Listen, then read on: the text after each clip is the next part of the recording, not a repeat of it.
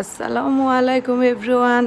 আজকে আমি মাওয়া মতো ইলিশ মাছের ভর্তার একটা রেসিপি নিয়ে এসেছি। তো আমি একটা গোটা ইলিশ ছোট সাইজেরই হলুদ মরিচ লবণ মেখে সরিষার তেল দিয়ে আমি সুন্দর মতো এপিট ওপিট মচমচা করে ভেজে নেব। তো এখানে আমি কয়েক কোয়া রসুন আর কয়েকটা শুকনো মরিচ দিয়ে সবগুলি আমি একসাথে ভেজে নিচ্ছি। তো আমি কাটা বেছে নিচ্ছি। এমনিতেই ছোট মাছ, তার উপর অনেক কাটা।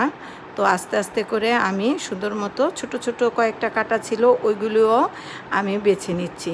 তো ভালো মতো মতে নিচ্ছি। এবার আমি এখানে শুকনো মরিচ দিব আর পরিমাণ মতো আরেকটু লবণ দিব। তো এইভাবে আমি মরিচটাকে ডলে সুন্দর মতো আমি মেখে তারপর রসুনটাকে মেখে দেব, ভাজা রসুনটাকে। তারপরে আমি এখানে কাঁচা পেঁয়াজ দিয়ে দিব।